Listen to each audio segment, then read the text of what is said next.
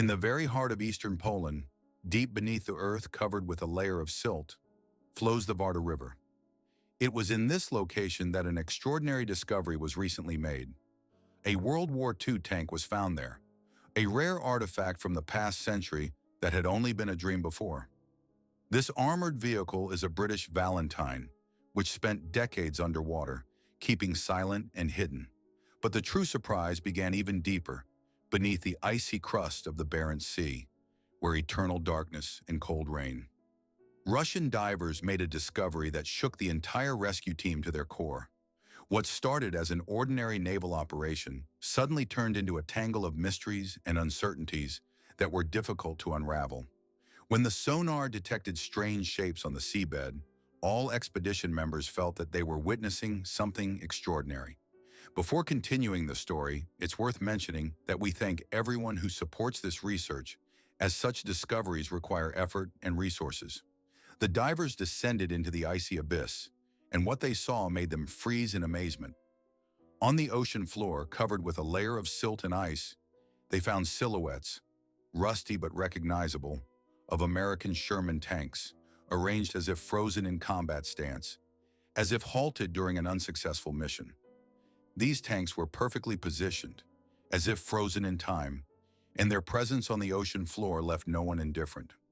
When the military first discovered these wrecks, no one could have guessed that they were not just debris, but part of a secret military supply. This supply had been lost over 70 years ago, and now, after so many years, the divers managed to raise the first of the armored vehicles. The corrosion and rust, astonishing in its intensity, seemed to reveal forgotten secrets of the past. Faint markings, symbols once used for identification, were visible on the surface, gradually fading, disappearing under layers of time and sea salt. And so, lifting one after another, the researchers realized there was more beneath the water than just a shipwreck. It was not merely an accidental sinking, but an entire story. A story connected to the Cold War, which had kept its secrets for centuries. Deeper than anyone could have guessed, a secret was hidden beneath layers of water, salt, and time. What exactly they found, why at this particular moment, all the answers lay much deeper than they appeared at first glance. The Barents Sea is a dark and mysterious cradle of shipwrecks and Cold War secrets. It does not like to reveal its secrets easily and kept silent for a long time. But in August 2021, everything changed. That was when the sonar detected a signal that broke decades of silence and awakened long-forgotten pages of history. Part 2 of 12. This signal came from underwater, near the Kola Peninsula, a region where the Russian Northern Fleet conducted its usual Arctic operations. Their task was to perform routine equipment calibration, and it was precisely during this operation, amidst the icy depths, that a discovery was made of extraordinary importance and mystery. What was retrieved from the ocean depths? Not something ordinary, but a real breakthrough that shocked everyone present. The onboard screen suddenly lit up, displaying a network of symmetrical shapes. These shapes were long, rectangular, and surprisingly, very similar to each other. At first, the officers thought it was debris, perhaps rusty boxes or parts of a destroyed ship's hull. But when the divers submerged into the icy water, about 31 feet or roughly 95 meters below sea level, their gaze was drawn to a completely different scene. Before them lay something that recently had been found in the ocean depths, a mysterious convoy of ships, about which no one on land had ever heard. Among them were tanks and combat vehicles, about the fate of which no one had reported, and the existence of which many, even the most experienced historians, had forgotten. These ships, seemingly vanished into thin air, were discovered in the most unexpected place, and their discovery shook the entire military and naval intelligence community. One day, as the divers descended into the depths, one of them entered one of the sunken tanks, and this find completely changed the understanding of what could have been happening in the maritime expanses during World War II. Inside, in sealed wax boxes, were brand new ammunition, marked and dated March 1945. These munitions looked fresh, as if they had just been manufactured, despite more than 70 years having passed since then. Inside one of the boxes was a small envelope, faded but seemingly unaffected by time. On the envelope was simply written, Phase 3, Operation Liberation, Operation Del Rance. These words immediately drew attention, as the name of the operation and the phrase itself sounded unusual, as if from another time or world. However, the main mystery was that the operation of liberation mentioned in the envelope was not recorded in any known documents released after the war. Neither in declassified U.S. archives, Soviet documents, memoirs, records, nor even in the recently opened super-secret files of Russian archives. There was no hint of such an operation anywhere.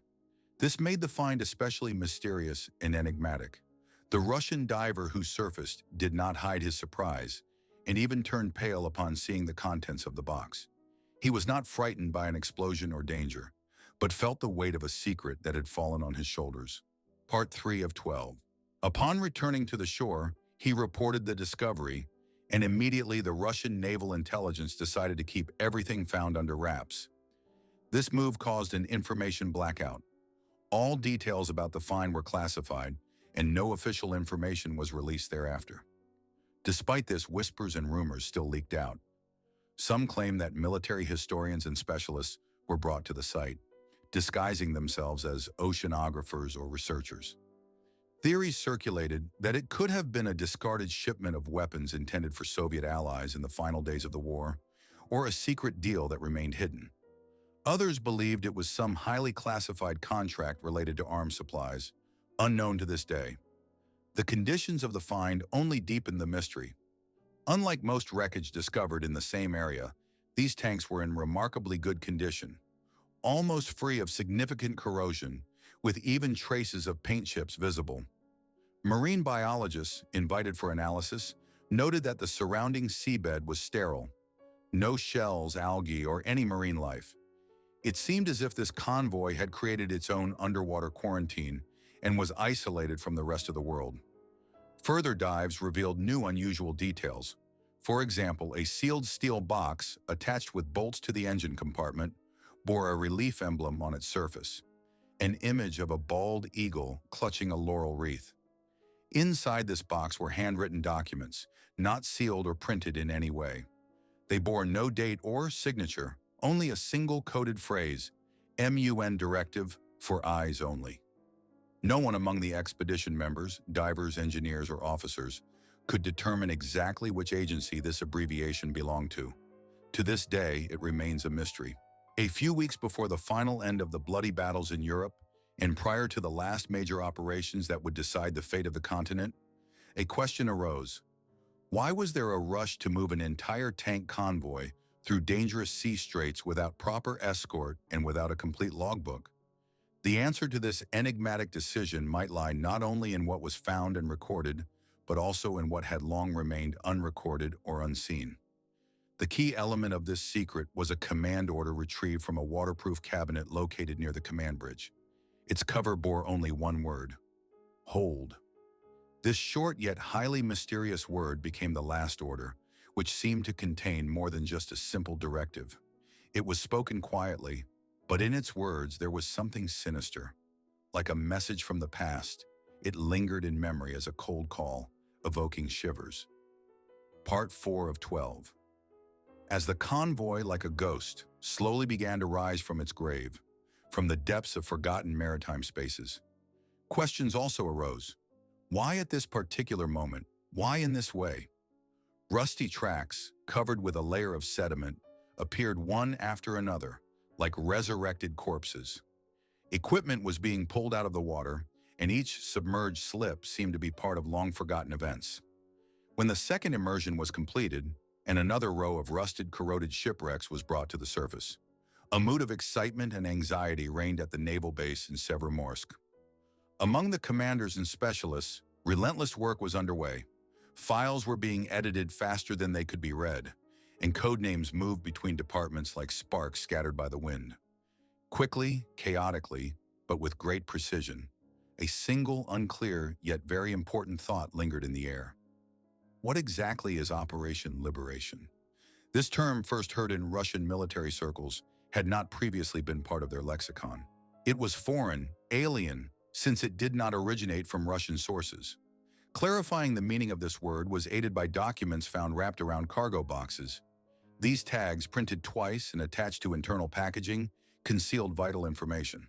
They indicated that Operation Liberation was authorized under an agreement among allies, which immediately caused confusion, because such arrangements did not exist in World War II records. The term implied at least two additional stages not mentioned in official documents.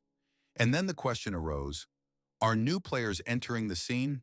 Not American historians and oceanographers involved in joint polar research, as they were beginning to appear in this context.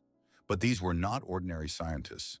They wore clean protective suits, as if preparing for work in hazardous conditions, and had no contact with the press whatsoever. Only one of them, who had previously spoken to the Russian press, quickly left the room after a brief conversation. His words, spoken at that moment, caused noticeable pallor among officials. When questions were asked about the tank markings, the translator later confirmed a phrase that caused one of the officials' faces to turn even paler. Were these tanks intended to reach Soviet forces? Some of the retrieved boxes contained unusual documents. They included records in English and Russian, as well as fully encrypted messages written in cryptographic stenography. One of them even bore a "For Eyes Only" inscription, M.U. Wallace. Although the name Wallace did not immediately raise alarm within declassified American memoranda from 1944, there was indeed mention of logistics officer Maxwell Euless. According to rumors, he was involved in organizing not the wreckage, raised from the ocean floor, which represented a remarkable and mysterious object with no signs of internal mechanics or components typical of modern propulsion systems. Its engine had been completely replaced by a sealed metal core surrounded by a layer of magnetic shielding, making it nearly impossible to analyze without specialized tools. No traces of weaponry or armament systems were found on the surface of this strange structure, adding to its mystery. The only noticeable element was a creepy pitted hull with a metal cylinder at its center, wrapped in insulating materials and black tape, as if to hide it from prying eyes or protect it from external influences. On the cylinder, there was a faded, worn inscription, "Extraterrestrial sample. Handle with care." This inscription immediately led to the cessation of all diving operations, as its presence indicated that the find was unusual and potentially dangerous. Currently, the sample is held in custody at a secret facility, and its existence has become a subject of intense interest among international observers and specialists. Soon after this discovery became known worldwide, various theories about its origin emerged.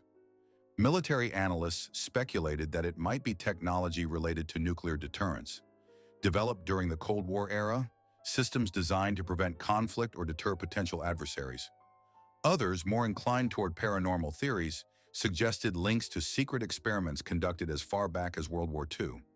According to these versions, it could have been an attempt to create weapons or energy sources using unknown materials, which in their view were extracted from mysterious sources beyond our known technologies.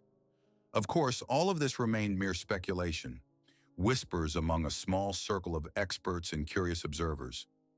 By the time information about the find spread widely, it had reached several former intelligence officers in the United States. One of them, preferring to remain anonymous, confirmed that he had seen documents related to this object and even referred to a manifesto dated 1957.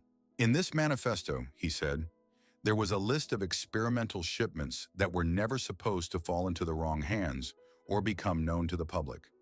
He emphasized that it was not just about military equipment, such as tanks, but about mobile testing facilities intended for secret research. If such facilities went off course, the protocol required destroying all evidence, including their disposal into the ocean. The question of whether this was a deliberate sinking of the ship remains unconfirmed, as there is no official data on the matter. However, satellite thermal images taken at the time recorded unusual localized temperature fluctuations around the wreckage, which cannot be explained by normal underwater currents. These anomalies suggested that something unusual and as yet undisclosed was happening beneath the water. In the following weeks, the activity of the Russian naval intelligence in the Barents Sea increased significantly. Reconnaissance drones were deployed in the region, and Arctic patrols were rerouted to new routes to monitor possible movements. Every known path to the final resting place of this mysterious object was strictly limited by geozones, and American military forces were quietly evacuated, without official reports or publicity. To this day, the Kremlin denies any military significance of the discovered find, calling it merely a historical anomaly unrelated to modern military technology. In turn, Pentagon officials have made no comments on the matter, preferring to leave all questions unanswered.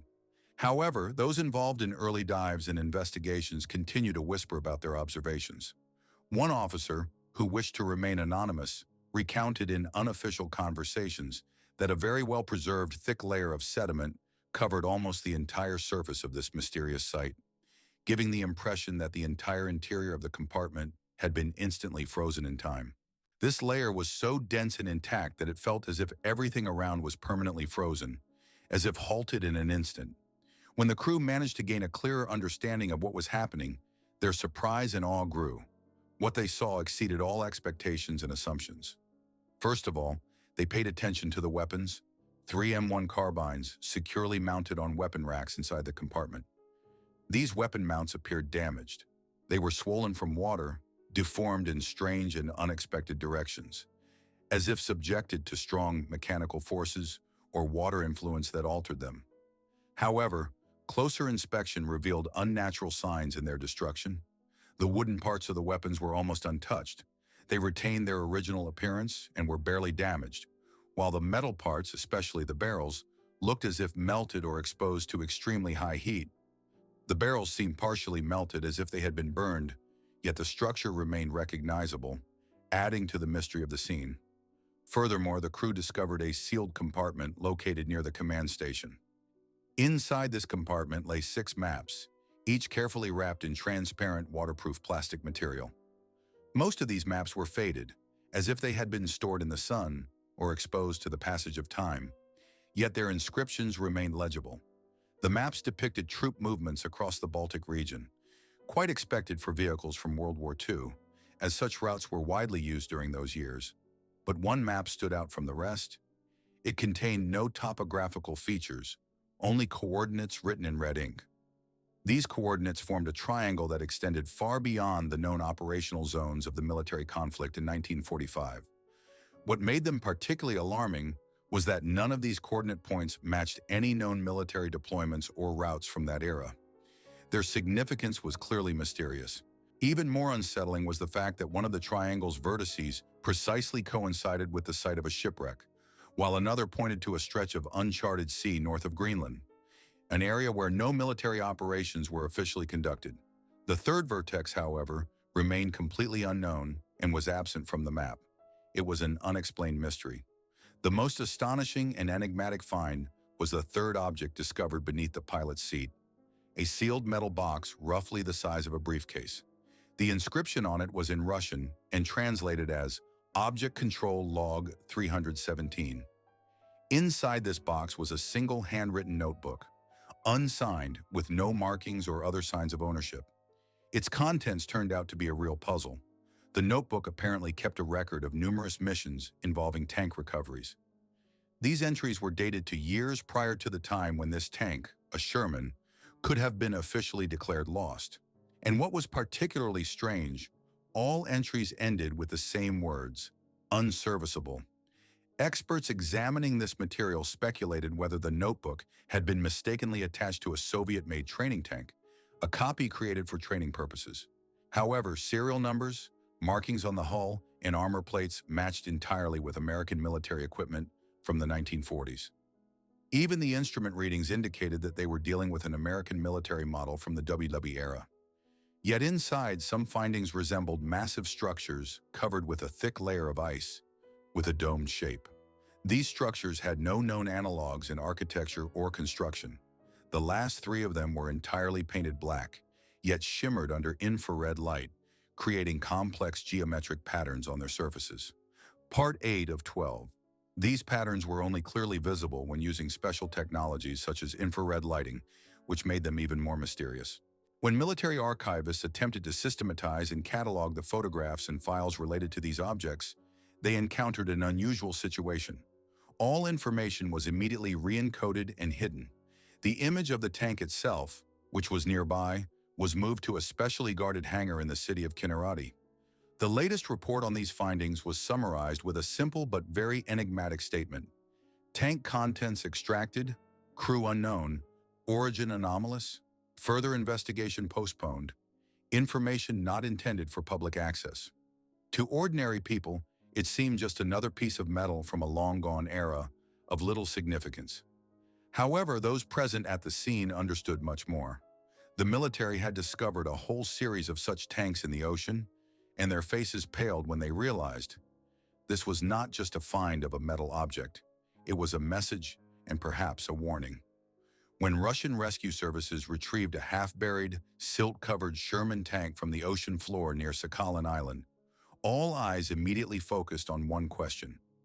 How did such a famous American tank from World War II end up in these waters?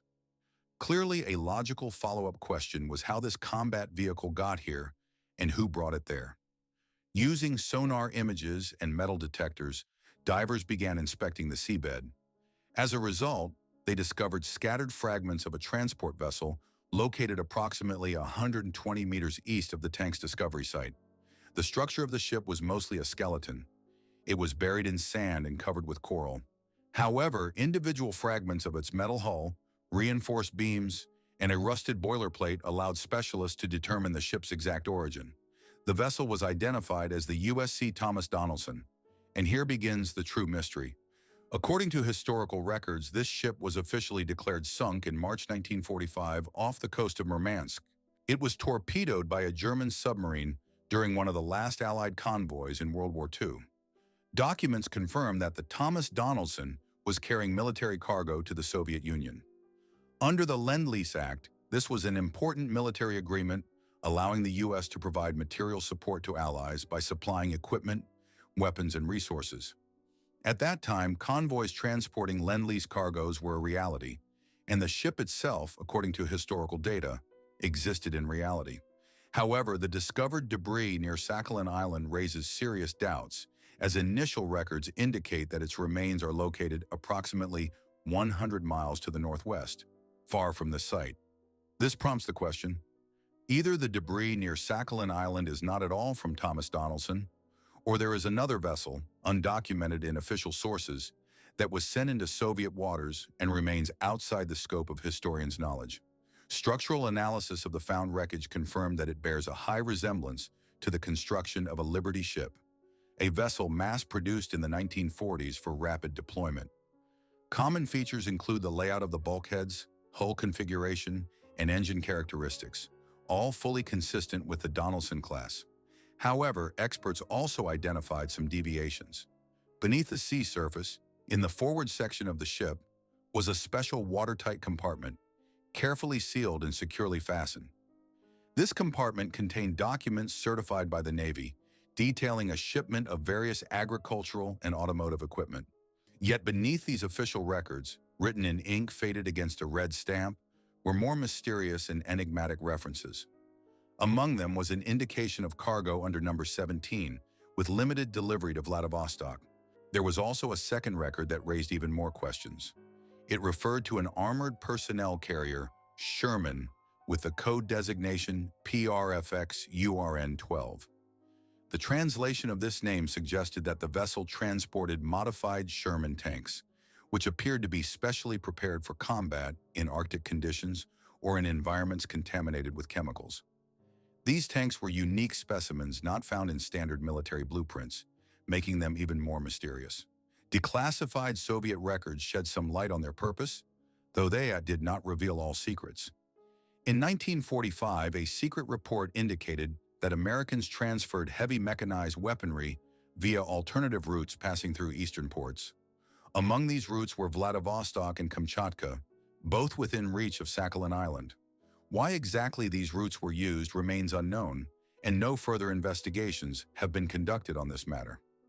This circumstance brings us back to the discussion of the tank itself. Its modifications were not standard. The tracks of this armored behemoth were reinforced for increased durability, and the exhaust system was specially redesigned for resistance to high concentrations of salt and corrosion. The steel from which it was made showed signs of thermal protection, suggesting possible modifications intended for survival in chemically or radioactively contaminated environments. Meanwhile, various theories began to circulate around the ship. One of them claimed that it was a ghost ship, a military double created for testing or for transporting experimental equipment. This version suggested that such a vessel could completely deny its existence, hiding from enemy eyes and intelligence. Others believed that it was part of a top-secret operation carried out in urgent circumstances, redirected from Murmansk to the Pacific Ocean, possibly due to intelligence leaks or active threats from submarines. The most frightening yet captivating hypothesis was this. This ship and its cargo were never meant to return.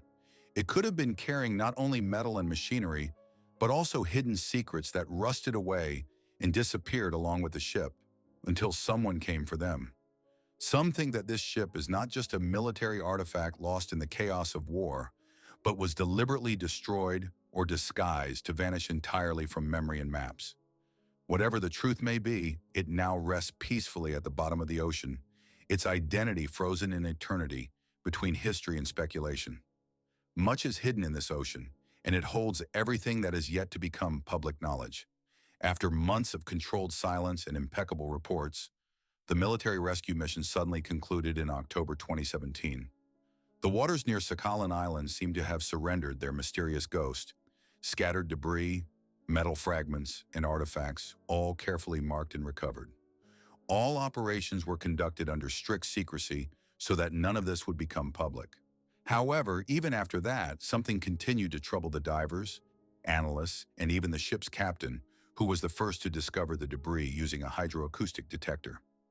Behind closed doors, a quiet tension persisted. What was hidden behind rusty walls and salt-faded maps was completely invisible to the eyes of ordinary people and did not appear in public records. Inside, behind corroded armor and worn, salt-faded documents, there was a special compartment sealed from the inside. Access to it through the main hull was impossible. It was hidden and inaccessible to regular inspections. This secret compartment was only discovered thanks to an unusual anomaly that appeared on the hydroacoustic detector during the final stage of the retrieval operation. It was at this moment that the presence of a hidden chamber, concealed beneath the ship's engine room, was revealed. This chamber was invisible to ordinary instruments and eyes unless one knew exactly where to look to penetrate inside. Reaching it required hours of meticulous work, careful disassembly of the structure, step by step, movement after movement, all necessary to open it and understand what was hidden inside. The discovered interior space made a strong impression on those who witnessed it. There on the floor stood a chair bolted to the steel flooring, with safety belts still secured. It looked as if it had been caught in the act of use, and it was clear that someone had occupied it at some point. Nearby lay a rusty panel with numerous switches. Some of them were fused together, others had clearly been altered by human hands. Their dials displayed readings that bore no relation to the technologies known from the 1940s. These instruments could not provide any logical or comprehensible data because their readings were completely inconsistent with the standards of that era.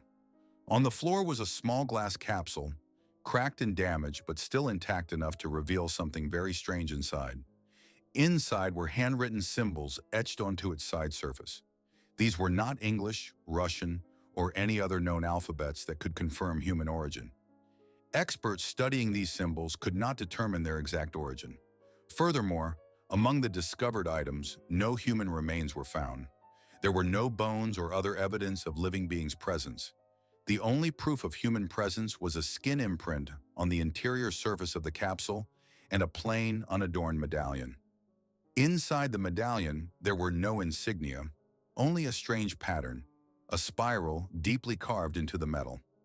This pattern did not match any known symbol or sign recorded in the records of those times or countries. It was unique and mysterious. Metallurgists and metal experts could not determine its origin, age, or the material from which it was made. This entire collection of findings caused significant shock among those involved in the operation. After discovering all these strange and mysterious objects, the team was ordered to cease further activity. The chamber was resealed, and all documentation and photographs taken during the operation were confiscated and classified. None of the expedition members were allowed to speak about what they had seen. Soon, one diver resigned, citing unbearable stress caused by the sighting. Another was transferred without warning to a facility in Murmansk, while the rest remained silent and returned to the mainland. In reports prepared for management, everything was presented in the form of ordinary codes and unobtrusive wording. Public statements declared the mission successful. Allegedly, they managed to retrieve an artifact that supposedly held no interest. However, in private documents, this operation was referred to as unconvincing and essentially remained in the shadows. A few weeks later, during another naval inspection, the sonar detected faint metallic interference in the same area where the crash site had previously been found. It was surprising as the ship keeps its secrets according to its own rules, sometimes quickly taking them back, as if closing the door behind itself whenever it wishes. This approach to matters and information shows that it knows how to keep its secrets under control and is not in a hurry to share them with others. From time to time, it decides to reveal its cards, but quickly closes them again, returning to its secrecy and calmness. This is its special way of maintaining strict control and not revealing too much. We thank you for staying with us throughout this video, for your attention and interest. Your presence is very important to us, and we appreciate your time and support. If you believe that our work is truly valuable and helpful to you, we would be very grateful for your support in the form of a like and for staying with us. This will help us continue creating interesting and useful content. Also, to avoid missing new releases and to stay updated on all the latest news, you can click the bell icon to receive notifications about our upcoming videos. This way, you will always be at the center of events and nothing will escape your attention.